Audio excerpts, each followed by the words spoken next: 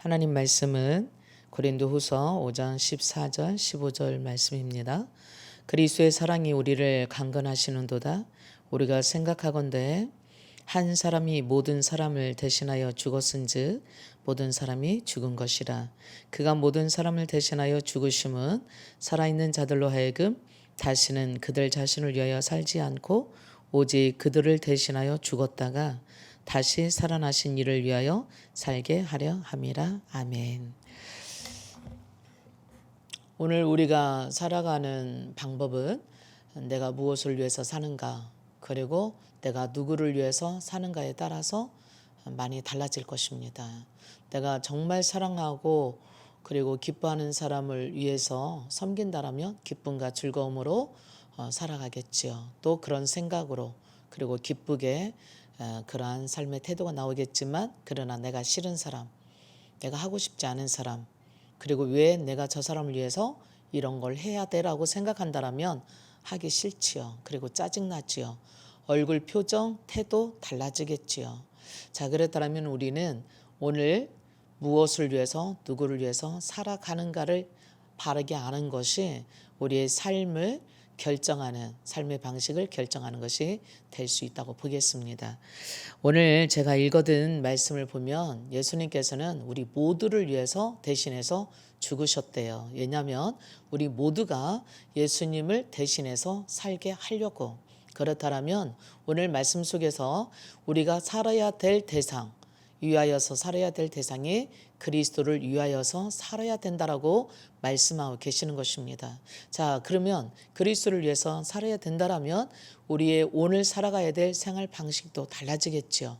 또 오늘 우리가 살아가야 될 태도도 달라지겠지요. 근데 우리가 어떤 사람들은 보면 예수님을 위해서 산다고 하면서도 예수님을 위해서 사는 것이 아니라 세상적인 자기 자신을 위해서 살아가면서도 예수님을 위해서 산다라고 말은 그렇게 하는 것을 보게 됩니다. 그래서 구원의 확신도 없고 또한 미래에 대한 확신도 없는 것들을 종종 보게 되죠. 오늘은 그래서 오늘을 살아가는 삶의 방식에서 우리의 바른 태도, 바른 삶의 목표, 이런 것들을 생각해 보도록 하겠습니다. 어떤 사람들은 만약에 예수님이 재림하신다라면 우리는 휴거되는데 어떻게 돼요? 그리고 정말 하나님 나라 가게 될까요? 그리고 휴거하는 모습은 어떤 거요? 라고 종종 물어오는 사람들이 있습니다. 물론 저도 참 궁금하지요. 정말 우리가 이렇게 땅에만 걸어 다니다가 공중에 끌려 올려서 공중에서 사람들을 만난다. 마치 가상 현실에서나 있을 법한 일들이 현실로 실제로 있어진다라고 성경이 말씀하고 계십니다. 그래서 저는 여러분들에게 오늘 말씀을 통해서 함께 알아갔으면 좋겠습니다. 예수님께서는 우리에게 두려움과 그리고 또한 불안함 가운데서 그렇게 살기를 원하지 않으세요. 기쁘고 행복하고 감사하고 즐겁게 이렇게 살아가기를 원하십니다. 그러나 오늘 지금 우리가 세상에서 일어나고 있는 일들을 보면 마냥 기쁘고 즐겁고 행복하게 살아간다는 게 과연 가능할까라고 스스로를 묻게 됩니다. 그러나 성경은 그렇게 할 수 있다고 말씀하고 계시거든요. 그 비법이 뭘까? 그 방법이 뭘까? 그렇게 말씀하시는 근거가 뭘까를 우리는 봐야 될 것입니다. 우리가 진정으로 분명한 근거를 알게 된다면 두려워할 이유가 없는 거잖아요. 그래서 저와 여러분이 이 시간에 말씀을 몇 구절 성경을 읽어 가도록 하겠습니다. 고린도전서 15장 말씀을 제가 읽을 때에 여러분이 들었으면 좋겠어요. 찾을 수 있으면 함께 찾으면 좋겠네요. 고린도전서 15장 35절입니다. 누가 묻기를 죽은 자들이 어떻게 다시 살아나며 어떠한 몸으로 오느냐 하리니. 어떻게 살아나고 어떠한 몸으로 오는 건데? 라고 묻는다는 거지요. 자, 어리석은 자요. 사도 바울이 말하는 거네요. 고린도 교인들한테. 네가 뿌리는 씨가 죽지 않으면 살아나지 못하겠고 무슨 얘기예요? 우리가 봄 가을에 씨를 뿌립니다. 저도 얼마 전에 이제 가을 채소를 심는다고 그래서 저도 몇 개 심어봤어요. 특히 이제 파를 좀 심어봤어요. 그 파가 있는 모습 그대로 있다라면 절대 파가 자랄 수가 없는 거죠. 그 파가 자기는 썩고 새로운 순을 내야 또 다른 파를 순을 내서 그 먹는 것처럼 배추 자기 씨가 죽어서 이제 포기 배추를 김장 배추를 잘 내야 우리가 이제 한 11월 달 정도 되면 이 김장 배추로 김장을 잘 담아서 또 한 1년 내내 잘 먹게 되겠죠. 그러하듯이 우리가 씨를 심지만 형체를 심는 게 아니잖아요. 씨를 심어요. 씨는 거의 비슷해요. 팥씨나 무씨나 아니면 갓씨나 거의 다 뭐 조금 하는 알맹이일 뿐인데 그것들이 날 때는 형체가 다 달라요. 배추의 형체, 무의 형체, 또 갓의 형체. 아니면 또 다른 기타 등등의 형체로 달라지죠. 이래서 이렇게 말하고 있습니다. 네가 뿌리는 것은 장래의 형체를 뿌리는 것이 아니고 배추나 무를 뿌리는 것이 아니고 다만 미리 나는 다른 것의 알맹이 뿐인데 하나님께서 그 뜻대로 그들에게 형체를 주실 때 각 종자대로 그 형체를 주셨느니라. 육체는 다 같은 육체가 아니니 하나는 사람의 육체도 있고 하나는 짐승의 육체요, 하나는 새의 육체요, 하나는 물고기의 육체라. 하늘에 속한 형체도 있고 땅에 속한 형체가 있나니 하늘에 속한 영광이 또 있고 땅에 속한 영광이 따로 있으니 해의 영광이 다르고 달의 영광이 다르고 별의 영광도 다르고 별과 별들의 영광도 다르도다. 죽은 자의 부활도 그와 같이 썩은 것으로 심고 썩지 아니하는 것으로 다시 나며 욕된 것으로 심고 영광스러운 것으로 다시 나며 약한 것으로 심고 강한 것으로 다시 살아날 것이라고 말씀하고 계십니다. 자, 좀 더 나가서 이제 왜 그러면 이처럼 우리는 새롭게 변화돼야 되는가? 예수님이 재림하실 때는 우리 죽었던 모든 사람들이 이제 육신은 흙으로 왔기 때문에 흙으로 돌아갈 겁니다. 그러나 지금 여러분과 제가 입었던 이 육체의 모습이 아니라 새로운 모습으로 부활될 거라고, 그래서 그 모습은 공중에서 주님을 만날 수 있는 모험이 될 거라고 그렇게 말씀하고 계시네요. 왜 그럴까요? 고린도전서 다시 15장 50절로 가보면 형제들아 내가 이것을 말하노니 혈과 육은 우리 육신은 지금 여러분과 제가 어머니의 몸으로부터 태어났던 이 육신은 하나님 나라를 이어받을 수 없고 또한 썩을 것은 썩지 아니하는 것을 유업으로 받을 수 없느니라. 보라 내가 너희에게 비밀을 말하노니 너희가 다 잠잘 것이 아니요. 여기서 잠자는 것은 죽었다는 얘기네요. 마지막 나팔의 순식간에 호련히 다 변화되리니 살아나리니 부활하리니 그 얘기예요. 나팔 소리가 나매 죽은 자들이 썩지 아니할 것으로 다시 살아나고 우리도 변화되리라. 이 썩을 것이 반드시 썩지 아니할 것을 잊겠고 이 죽을 것이 죽지 아니함을 입으리로다. 우리가 지금 이 몸을 가지고는 영원히 살 수가 없어요.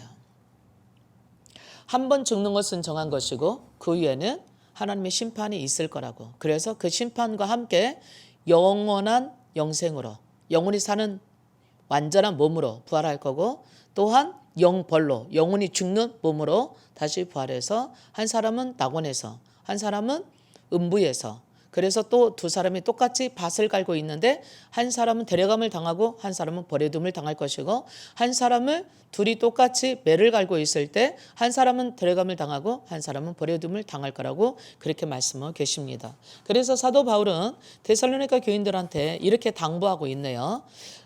데살로니가 전서 4장 13절 말씀부터 마지막 예수님의 재림 때에 일어날 일에 대해서 미리 하나님께로부터 받은 계시를 기록하고 있는 걸 봅니다. 데살로니가 전서 4장 13절입니다. 제가 잠깐 좀 읽어드릴게요.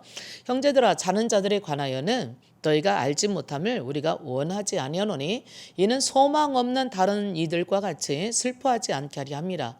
우리가 예수께서 죽으셨다가 다시 살아나심을 믿을진대 부활을 말하는 거죠. 이와 같이 예수 안에서 자는 자들도 죽은 자들도 예수 믿다가 죽은 사람들도 하나님이 그와 함께 데리고 오시리니. 자, 우리가 예수 믿다 죽으면 어떻게 될까요? 육신은 땅으로 가요. 화장을 시키든 아니면 평토장을 해서 땅에 묻든 아니면 이제 바다에 뿌리든 상관없이 우리 육신은 흙으로 왔기 때문에 흙으로 갑니다. 우리 육신은 쪼개면 소립자가 되어서 다 분자가 돼서 흩어진다는 사실을 알지요. 그러나 그 영혼은 하나님께서 예비하신 낙원, 지금으로 말하면 천국 같은 낙원이나 아니면 지옥 같은 음부에 우리 영혼이 가서 주님과 함께 영혼이 평안하게 고통이 없이 지내는가 하면, 아니면 고통 가운데 불구덩이 가운데서 고통받으면서 지내고 있다라고 누가복음 16장에 보면 부자와 거짓 나사로의 예를 들어서 말해주고 있습니다. 그래서 그 부자가 말하죠. 저 죽은 나사로를 우리 집에 살려 보내줘서 세상에 있는 우리 형제 5명에게 가서 이런 곳에 오지 않게 좀 전해달라고. 그러니까 아브라함이 말하죠. 죽은 나사로가 살아나서 간다 할지라도 그들은 듣지 않을 거야. 그리고 여기서 거기까지는 멀어서 다시 여기서 거기로 올 수도 없고 거기서 여기로 올 수도 없어. 단지 세상에 모세와 선지자들이 있으니 그들의 말을 들으면 돼라고 얘기하고 있습니다. 맞습니다. 예수님께서 이제 이 죽어서 낙원에 가 있는 그 거지 나사로, 그가 예수님이 재림하실 때는 육신의 몸으로 부활할 겁니다. 근데 그 거지 병들고 연약했던 그 아픈 몸으로가 아니라 영원히 죽지 않는 완전히 육신도 구원받은, 그래서 하늘을 날을 수 있는, 공중으로 끌어올려 갈 수 있는, 그리고 죽지 않는 영생 불사할 수 있는 그런 몸으로 다시 입는 거죠. 지금의 육신의 몸은 한번 죽는 것으로서 태어나서 이 육신은 하나님 나라를 유업으로 받을 수 없기 때문에 그렇게 온다는 얘기죠. 그를 데리고 올 겁니다. 그리고 무덤문이 열려져서 죽었던 모든 이제 연소들이 하나로 되어져서 부활할 때는 그 모습으로가 아니라 완전히 새로운 모습으로 변화되어 이 시공간을 초월하는 그러한 초자연적인 그러한 하나님의 사람들로, 하나님의 자녀들로 부활하게 되겠죠. 그래서 말하네요. 15절에 다시 읽어봅니다. 우리가 주의 말씀으로 너희에게 이것을 말하노니 주께서 강림하실 때에, 재림하실 때죠, 때까지 우리 살아남아 있는 자들도 자는 자보다, 죽은 자보다 결코 앞서지 못하리라. 주께서 호령과 천사장의 소리와 하나님의 나팔로 치니 하늘로부터 강림하시리니, 재림하시리니 그리스도 안에서 죽은 자들이 먼저 일어나고 그 후에 우리 살아남아 있는 자들, 아직 죽지 않고 육신으로 있는 사람들이죠. 그러나 그 육신을 가지고는 하나님 나라 갈 수가 없어요. 그래서 남은 자들도 그와 함께 이제 변화돼야 되겠죠. 신령한 몸으로 함께 함께 구름 속으로 끌려 올려 공중에서 주를 영접하게 하시리니 그리하여 우리가 항상 영원토록 주와 함께 있을 것이다. 그러므로 너희가 서로 위로하라라고 말하고 있습니다. 이 세상에 고난, 고통이 있습니다. 그러나 그 고난과 고통, 우리가 영원한 영광을 위해서 인내하고 있는 거예요. 그래서 데살로니가전서 5장 1절로 가보면 이렇게 말합니다. 바울은 형제들아, 때와 시기에 관하여는, 예수님의 재림할 때와 시기죠, 관하여는 너에게 쓸 것이 없다. 왜 쓸 것이 없느냐? 모르니까. 또 2절에 주의 날이 밤에 도둑같이 이를 줄을 너희 자신이 자세히 알기 때문이라. 예수님이 재림하시는 것은 그날과 그 시를 아무도 몰라요. 하나님밖에는 몰라요.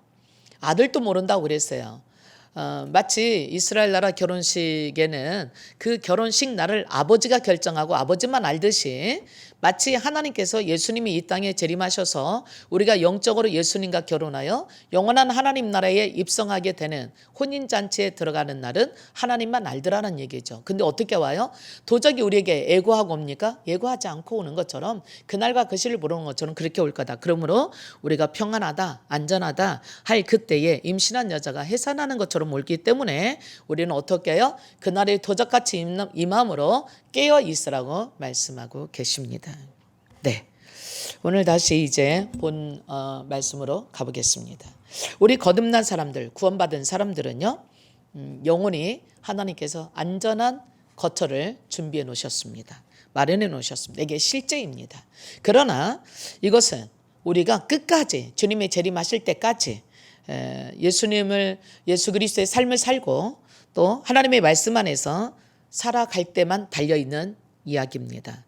우리가 거듭났다 할지라도, 구원받았다 할지라도, 그게 누구든지 간에 예수님을 따르는 것에 대해서 생각을 바꾸고, 그리고 주님을 거부하고, 그리고 주님에게서 멀어져 나가 버린다라면 우리는 더 이상 주님과 함께하는 안식에, 영원한 안식에 들어갈 수가 없습니다. 그래서 어려움에 빠질 것이고 공경에 처하게 될 것입니다. 하나님께서는 우리를 보호하시는 보호자시라고 말씀하셨어요. 내가 너를 영원히 지킬 건데 아무도 내 손에서 빼앗아갈 자 없어. 그렇지만 우리들 스스로가 하나님이 영원한 안식처임을 믿고 그 안에서 살 때는 가능하지만 주님과 멀어져 버리고 우리가 하나님을 떠나버리고 그리고 하나님의 말씀에서 떠나버린다면 우리 스스로가 우리가 위험에 빠지게 되는 것입니다. 베드로전서 2장 4장 2절에 베드로는 이렇게 우리에게 당부합니다. 그 후로는 다시 사람의 정욕을 따라서 살지 않고 하나님의 뜻을 따라서 육체의 남은 때를 살게 하려 함이라. 무슨 얘기냐? 우리가 구원받은 다음에는 육체를 따라서 살지 않고 죄짓고 살지 않고 오히려 육체가 남은 육체로서 살고 있는 것은 이제 주님 앞에 갈 수 있는 그 남은 때를 살게 하시기 위하여서 육체를 따르지 않게 한다라고 말하고 있습니다. 여기서 남은 때라고 하는 것은 두 가지 의미를 우리가 볼 수가 있겠는데요. 첫 번째는 이 남은 때는 육체로서 살 수 있는 이 남은 때는 개인적으로 우리가 얼마만큼 살다가 주님 앞에 갈지 몰라요. 그 남은 시간, 남은 때를 우리가 계수해야 된다고 하는 사실입니다. 또한 우주적으로 본다면 예수님이 재림하셔서 우리가 이 땅에 살아 있을 수 있는 그 남은 때, 남은 시간이 얼마일지 모르는 거예요. 그래서 예수님이 다시 이 땅에 재림하시고 오신다면 우리가 맞이해야 되겠죠. 그렇다면 그날과 그때를 위해서 우리가 준비하기 위해서 시간을 좀 계산해보고 계수하는 거 참 많이 필요하다고 생각합니다. 그러면 왜 우리가 이렇게 남은 시간들을 내가 개인적으로든 우주적으로 주님이 오시는 남은 시간을 계수해야 되는가? 그 시간을 우리가 계산해 봐야 되는가라는 얘기입니다. 만약에 우리가 남은 시간을 계산하지 못한다면 때로는 오류가 생긴다면 우리가 이 세상에서 끊임없이 주의 짓게 하려고 하는 유혹으로부터 우리 사람들이 빠질 수밖에 없는 거예요. 유혹에 빠져서 하나님과 멀어지다가 결국은 거듭났다 한다 할지라도 우리가 나중에 하나님의 구원의 반열에 서지 못하는 수도 있기 때문에 그렇습니다. 그래서 성경에서는 우리가 살아가야 될 날들을 계수하라고 말씀하고 계세요. 시편 90편 12절 말씀에 보면 시편 기자는 우리에게 우리 날 계수함을 가르쳐 주셔서 가르치사 지혜로운 마음을 달라고 그렇게 기도합니다. 무슨 얘기일까요? 내 시간이 이 땅에서 살 시간이 얼마나 남았는지 하나님 나로 깨닫게 해주세요. 그래서 시간 낭비하지 않고 헛되게 살지 않고 험하게 살지 않고 어리석게 살지 않도록 그렇게 깨닫게 해달라고 하는 그런 기도의 내용이었음을 보게 됩니다. 바로 사도 바울은 우리에게 또한 에베소서 성도들에게 말씀하시면서 에베소서 5장 15절 이를 말씀하십니다. 그런즉 너희가 어떻게 행할지를 자세히 주의하여 지혜 없는 자같이 하지 말고 오직 지혜 있는 자같이 하여 세월을 아끼라. 때가 악하니라. 네, 맞습니다. 여기서 때가 악하다고 하는 의미도 두 가지 의미로 볼 수 있겠는데요. 하나는 기회가 사라진다라는 얘기예요. 기회를 잡아라 그 얘기였죠. 또 하나는 때가 악하다라는 얘기는 우리에게 선택의 여지들이 참 많아졌다라는 얘기예요. 다르게 말하면 하나님께서 우리를 이 땅에 창조하실 때에 우리 인간을 창조하신 목적은 하나님께만 예배하고 하나님께만 순종하고 하나님만 바라보고 하나님만 의지하고 하나님을 위해서 살 수 있도록 했는데 우리가 살아가다 보니까 이제 우리 속에 죄가 들어와서 하나님만 바라보지 않아도 바라볼 게 너무나 많은 거예요. 하나님께만 순종하는 게 아니라 내가 하고 싶은 일들 내 마음대로 해야 될 일이 너무 많은 거예요. 절대 먹지 말아야 될 것을 먹어도 되는구나라고 그렇게 잘못된 선택을 해가지게 됨으로 인하여서 우리에게 생겨난 것이 뭐냐? 하나님을 떠나게 되는 결과를 가져오고 죄를 짓는 결과를 가져오고 그것으로 인해서 진노를 받게 되고 결국은 멸망하게 되고 그리고 결국은 우리로 하여금 영원히 하나님 품을 떠나게 만드는 그러한 악한 때가 지금 우리 가운데 와 있다는 얘기죠. 다르게 말하면 우리는 선택을 바르게 해야 되는데 선택해야 될 것들이 하나님만 선택하는 게 아니고 너무나 많아졌어요. 그래서 그러한 잘못된 선택들을 하다 보니까 결국 시간을 낭비하고 그리고는 하나님과 멀어지게 됨으로 인해서 너무나 많은 것들 선택 앞에 너 이 시간을 아껴야 된다. 세월을 아껴야 된다. 바르게 선택해야 세월을 아낄 수 있다라고 얘기하고 있습니다. 그러면 우리가 정말 선택하여 세월을 아껴야 될 이유가 뭘까요? 그것은 예수 그리스도를 위하여 살기 위해서입니다. 하나님의 영광을 위해서 살기 위해서 세월을 아껴야 돼요. 믿음을 지키기 위해서 살아가기 위해서는요, 바른 선택을 하고 세월을 아껴야 됩니다. 우리가 똑같이 1시간 안에 주를 위해서 1시간을 100%를 쓸 수 있어요. 그러나 우리가 60분 중에 50분은 세상에서 살고 겨우 10분만 살 수도 있어요. 왜? 선택할 여지가 너무 많아졌다는 얘기예요. 그래서 우리는 지금도 수없이 우리를 세상을 선택할 수 있도록 유혹하는 게 많아졌습니다. 그래서 성경이 말합니다. 너희가 세상과 세상에 있는 것들을 사랑하지 말라고. 그래서 우리가 무엇을 선택할 것인가? 무엇을 준비할 것인가? 우리 마음 안에서, 말씀 안에서 하나님의 음성을 듣고 결정하지 않으면 안 됩니다. 에베소서 5장 17절에 말합니다. 그러므로 어리석은 자가 되지 말고 오직 주의 뜻이 무엇인지 이해하라. 주의 뜻이 무엇인지 이해하고 주의 뜻을 선택하라 라는 얘기죠. 그렇다면 왜 우리가 남은 시간을 개수해야 하고 때에 따라서 이 때가 지금 어느 만큼 왔는지 그런 것들을 알아야 되는가라는 얘기입니다. 그렇지 않는다면 우리는 엄청난 시차의 오류 때문에 우리는 예수님의 재림하실 때를 오해하게 되고 주를 위해서 시간에 살아야 될 시간을 수많은 시간들을 낭비하고 결국은 가슴을 치고 통곡하며 서럽게 울어야 될 날이 오고 말 것이기 때문입니다. 우리의 생활권은 세계 표준 시계가 있어요. 그린비치라고 하는 그 중심으로 해서 GMP 시간표가 있습니다. 세계 표준을 가리키는. 그래서 그 시간을 중심으로 해서 각 나라의 시간들이 조금씩 달라요. 우리나라 시간과 중국의 시간에 차이가 있죠. 또 영국의 시간에 차이가 있죠. 미국의 시간에 차이가 있어요. 그 우리나라와 중국과 영국과 미국의 시간이 몇이냐가 중요한 게 아니라 그린비치에 있는 GMP 시간이 몇이냐가 중요한 거예요. 그 시간을 중심으로 세계가 돌아가니까요. 그러듯이 이 지구의 시간이 있는 것처럼 하나님의 영적인 시간표가 있어요. 그 시간은 하나님의 시간입니다. 그래서 하나님의 시간이 어느 만큼 와 있는가?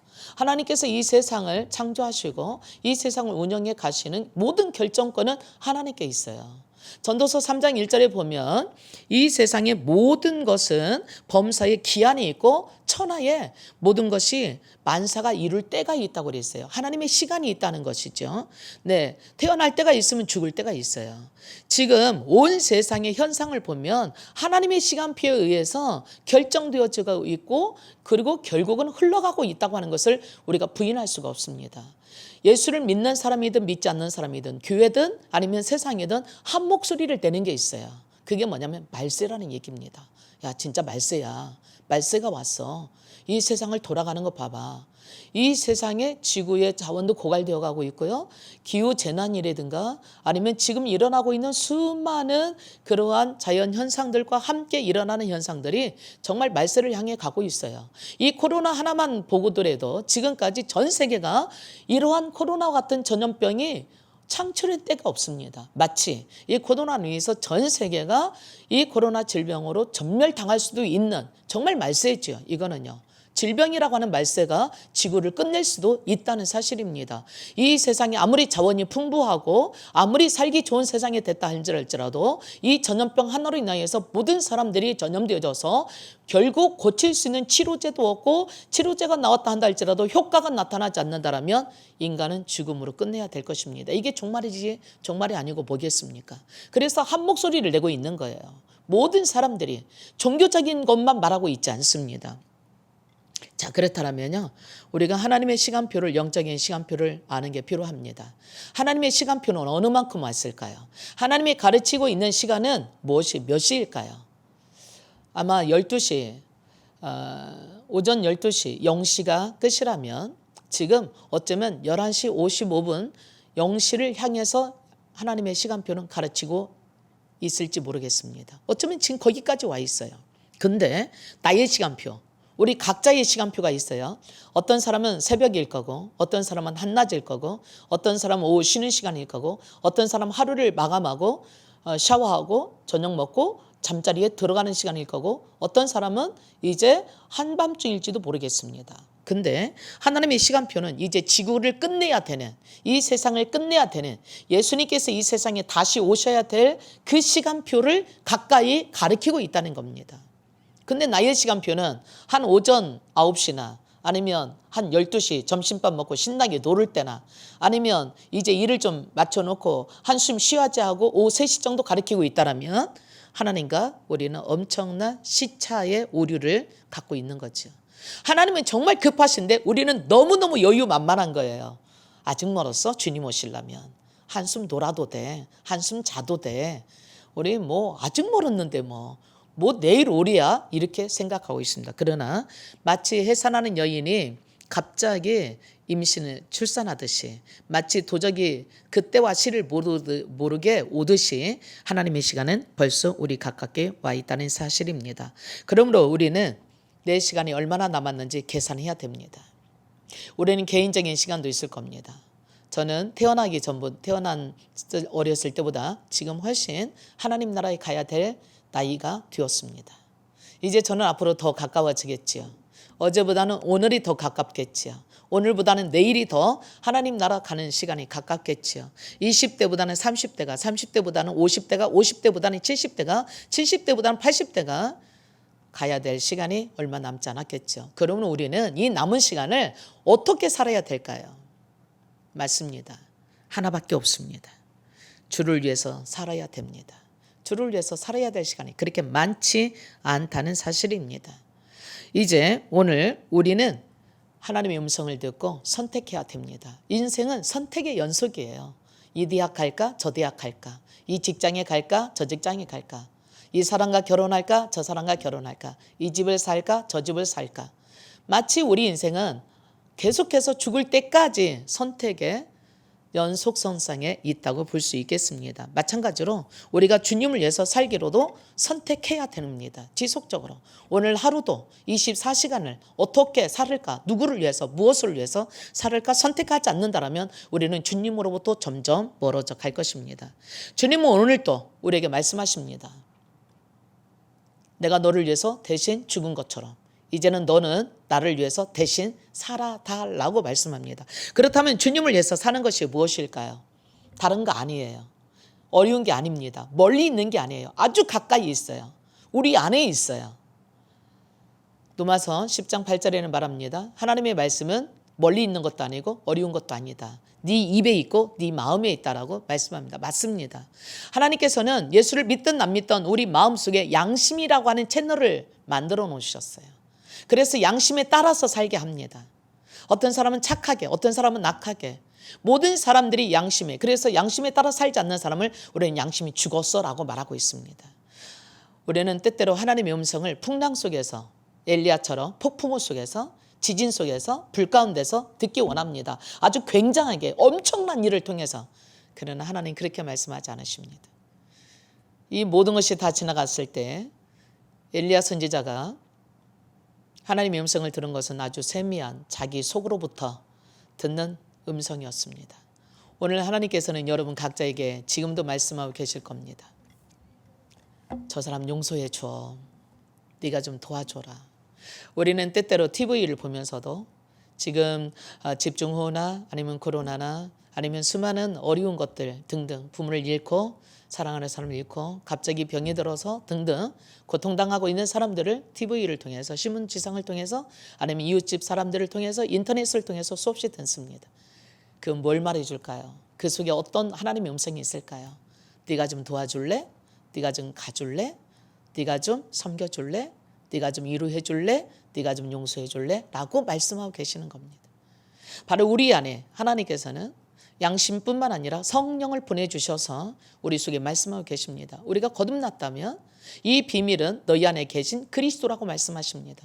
우리가 예수님을 영접할 때 그리스도의 영으로 하나님의 영으로 우리 안에 주님이 오셔서 우리의 주인이 되시고 구원자가 되어주신 겁니다. 그래서 끊임없이 말씀하십니다. 지금은 일어날 때야. 지금은 기도할 때야. 지금은 사랑할 때야. 지금은 먹을 때야. 지금은 용서할 때야. 지금은 너가 좀 양보해 줄 때야. 지금은 인내할 때야.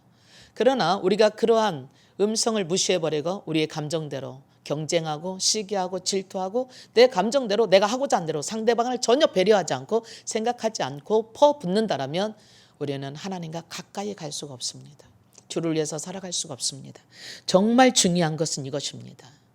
하나님의 말씀을 따라 사는 것입니다. 하나님의 뜻대로 사는 것입니다. 그래서 오늘 우리 어떻게 행할 것인지 어리석은 자가 되지 말고 하나님의 뜻이 무엇인지 분별해야 됩니다. 우리의 시간이 많지 않습니다. 우리는 내일 무슨 일을 만날지 모릅니다. 그래서 오늘을 마치 종말처럼 살아야 됩니다. 오늘을 마치 주님이 오신다고 생각하고 살아야 됩니다. 나에게 주어진 시간, 나에게 주어진 물질, 나에게 주어진 환경과 나에게 주어진 사람들을 오늘 또 주님을 대하듯이 주님께서 말씀하신 것을 따라서 한 걸음 한 걸음 살아가다 보면 주님을 위해서 사는 것이 될 것이고 주님의 영광이 나타날 것이고 거기에 풍성한 열매 맺을 것이고 많은 사람들이 저와 여러분을 통하여서 하나님이 어떤 분인지 하나님 나라가 어떤 것인지 주를 위해서 사는 기쁨이 어떤 것인지 이 세상이 행복한 하나님 나라가 되어져 갈 것입니다. 시대가 참 어려워졌습니다. 사랑하는 여러분, 오늘 하나님의 말씀을 듣고 여러분 안에 주시는 말씀 한 걸음 한 걸음 주를 위해서 살아가십시다. 말씀을 따라 사는 것이 주를 위해서 사는 것입니다. 귀로 듣고 한 귀로 듣고 한 귀로 흘러보내는 것이 아니라 여기서 듣고 떠나는 것이 아니라 하나님의 말씀을 듣고 내가 어떻게 살아야 될 것인지 어떤 선택을 해야 될 것인지 무릎 꿇고 기도하여서 하나님의 음성을 듣고 주께서 우리 심령 깊은 곳에서 해주시는 그 말씀을 따라 오늘 행함으로 주님이 기뻐하시는 주를 위해서 사는 복된 저와 여러분이 될 수 있기를 축복합니다. 그리할 때 하나님이 기뻐하실 것이고 우리의 삶은 승리하는 삶이 반드시 될 것입니다. 그리고 주님 오시는 날 모두가 주님 맞이하는 영원히 주님의 나라에서 살게 될 날이 올 거라고 믿습니다. 여러분 중에 한 명도 나고자 없이 주님 나라에서 함께 살게 되기를 축복합니다. 함께 기도합니다. 하나님, 오늘 이 시대는 우리는 어떻게 살아야 될 것인지 생각해 봤습니다. 어리석은 자 되지 말고 주님의 뜻이 무엇인지 분별하고 하나님이 선하시고 기뻐하시고 온전하신 뜻을 따라서 하나님의 말씀을 따라서 살아갈 때 우리는 주님을 위해서 사는 것이고 하나님 영광을 이룰 것이고 죄 짓는 자리에서 타락하는 자리에서 위험과 환난의 자리에서 건전해질 것입니다. 오늘 또 하나님의 말씀대로 사는 건 멀리 있지 않습니다. 우리 안에 있습니다. 우리 양심이 말해줍니다. 우리 안에 계신 그리스도가 말해줍니다. 오늘 또 사랑하도록 도와주도록 배려하도록 양보하도록 베풀도록 하나님 때로는 억울하게 되지만 때로는 서운하지만 그들을 향해서 그리스도의 사랑을 향하여서 한 걸음 한 걸음 나갈 때에 그들을 통하여 오늘 또 하나님 나라 이루어지고 우리를 통하여서 주님이 기뻐하시는 공동체로 만들어지는 가정과 교회와 나라와 민족이 될 수 있도록 우리를 사용하시옵소서. 오늘 주를 위해서 살기로 결단합니다. 주님 앞에서 온전한 삶의 선택이 우리의 선택이 되게 하시고 우리의 생각이 되게 하시고 우리의 기준이 되게 하옵소서. 하나님의 시간표 이제 얼마 남지 않았습니다. 주님 나라 바라보면서 믿음으로 선한 싸움을 싸우는 우리 모두가 되게 하시옵소서. 예수 이름으로 기도합니다. 아멘.